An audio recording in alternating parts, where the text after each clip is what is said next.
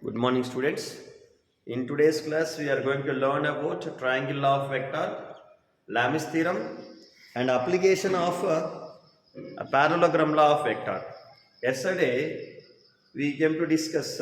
Yesterday, we discussed about the application of parallelogram law of vector. Today, we are going to learn about second application of the parallelogram law of vector. Before that, we will go through triangle law of vector and Lami's theorem. How? What is a triangle law of vector? On board I am drawing this one. Listen carefully. If three forces are acting, F1, F2 and F3 are acting at a point means here, not here at the ends, at a point means here. Where it is originated, that is taken as at a point. Okay. So where it is acting? At O. Three vectors are acting at a point to keep the object in the equilibrium. Okay. That is shown in the figure. Now, I will change the locations of this triangle, these sides. First one, OA. Observe this. OA. This is F2. And this is not OA, O to this one. I can give the name like this, OA. Okay, OA. Then observe this one, second one. It is moving up to here without changing its direction and magnitude. This is moved up to here like this. This is without changing any direction and magnitude. This is F1. This is F2 and this is F1. Okay. Now this one just moving like this, in this way, like this one. This is F3. Okay, OA, AB, BO once again. So how the parallelogram law of how the triangle law of vector is useful or stated when three vectors are acting and first two vectors are acting along OA and AB. I mean adjacent sides of the triangle. Then the third vector will act at the same point and opposite to the direction of previous two. Look, from here it is a mode. It is in cyclic order. Look. This is a OA and AB. This is a cyclic. But observe these three, which is a resultant of these two. It is not in this order. It is in opposite order. Then it is said to be resultant of F1 and F2. Okay. When three forces acting at a point can keep a particle in equilibrium. Okay. The three forces can be represented as the sides of the triangle, taken in order, both magnitude and direction. Magnitude means size of this one, and direction means the direction between F1 and F2, that is theta only. Already yesterday I told theta. So without changing this one, we converted the 3 into this one as a triangle. Okay. So this is said to be triangle law of vector. Draw this.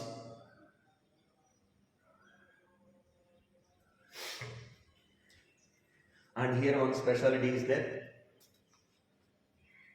always the ratio of force acting and corresponding side AB is equals to ratio of force to the corresponding side OA and is again equals to F3 by OB. This will come from triangle law of vector. This is a statement of triangle law of vector. And another statement is there. If these three are in cyclic order, then you will get F1 plus F2 plus F3. Algebraic sum of forces in a cyclic order is always equals to 1. Now in this picture, this is not happened. F1 plus F2, this is in reverse order, not in cyclic order, reverse order. That's why I'm writing here is minus F3, that is equal to 0. Then F1 plus F2 is equals to F3. So this is the second statement for triangle law of vector. This is the first statement and this is the second statement. Listen this video repeatedly. Students, listen once. You are just learners. You are not professional, experienced teachers or professors in this education. You are just buds. That means learners. You may not understand this concept at a time. So try to listen this concept repeatedly 2 or 3 times. Then you may get idea. You may get idea that what I explained. Okay నాన్న, మళ్ళీ చెప్తున్నాను, మీరు professionals కాదు, మీరు learners, మీరు నేర్చుకునేవాళ్ళు, నేను నేర్పించేవాడిని. So నేను చెప్పింది వెంటనే అర్థం కాదు.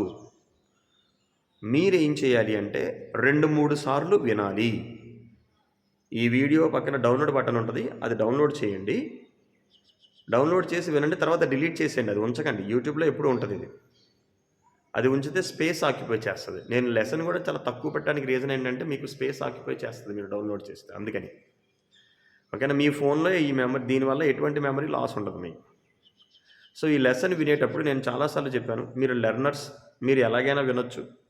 ఒకసారి వింటేనే అర్థమైపోవాలి అని మాత్రం పెట్టుకోకండి. ఒకసారి వింటే అర్థమయ్యేది కాదు. ఇది టెక్నికల్ ఇష్యూస్ చాలా ఉంటాయి.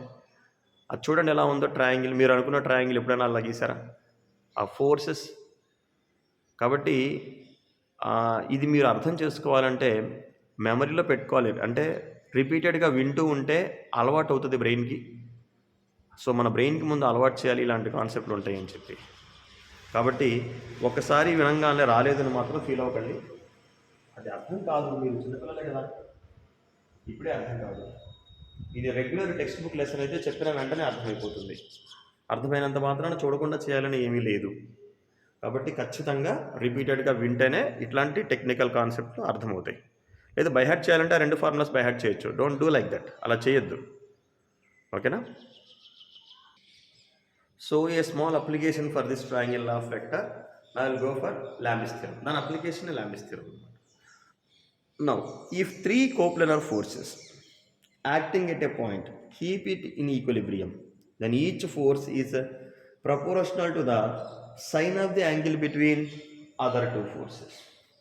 Okay, look, if 3 forces, this is the force F1 and this is the force F2 and this is the force F3. F3. These 3 are acting at same point. That means on a body. To keep this body in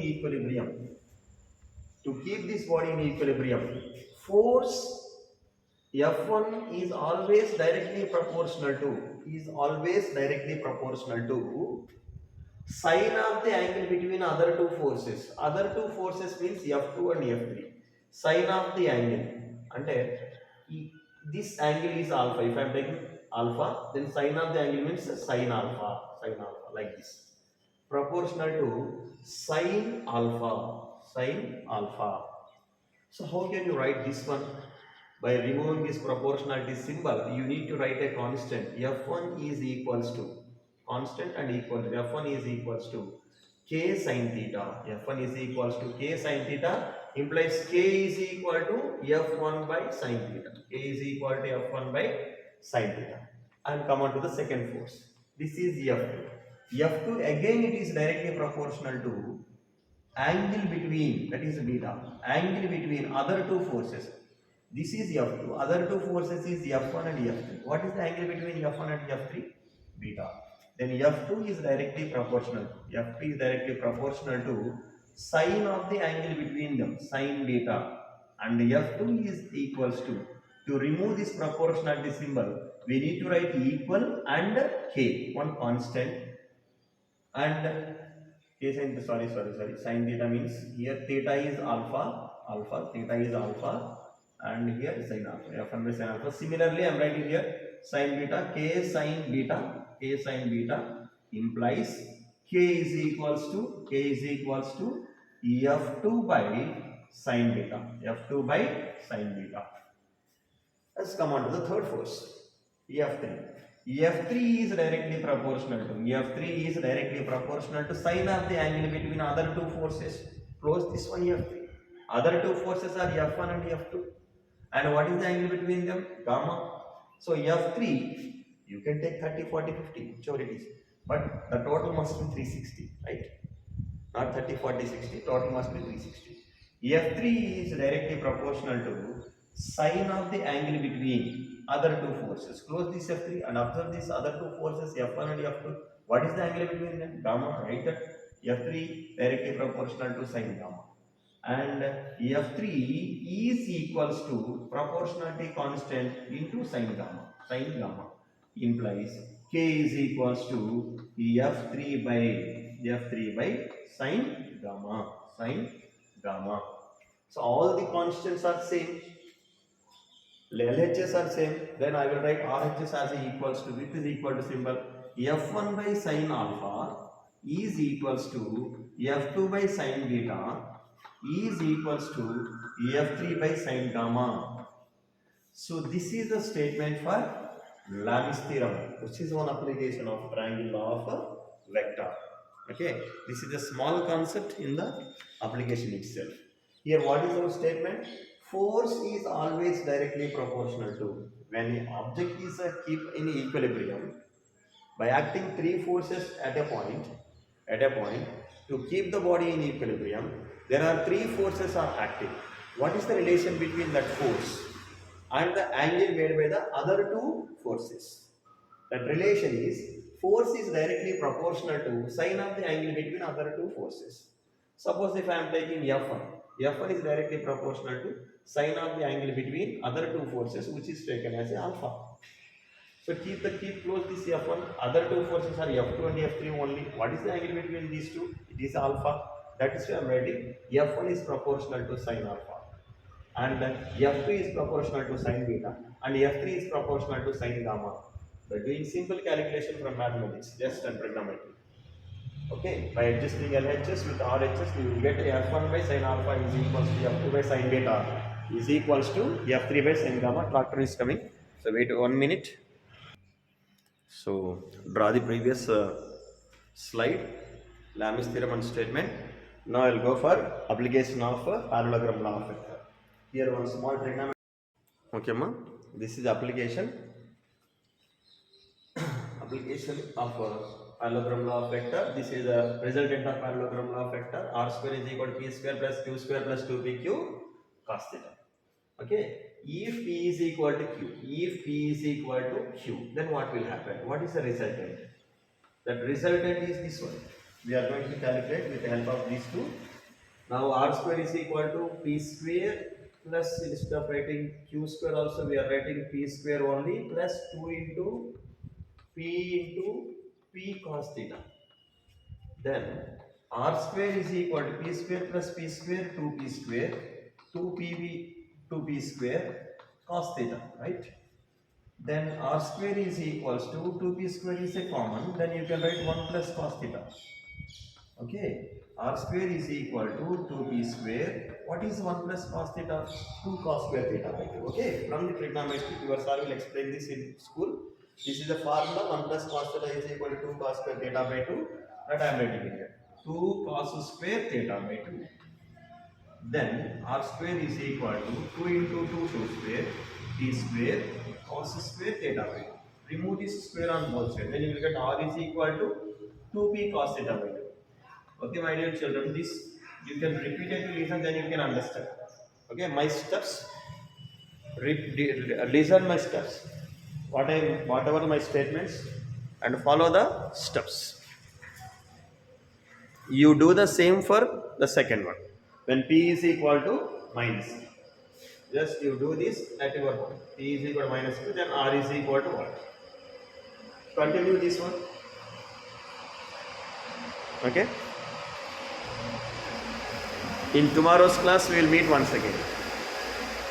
Thank you.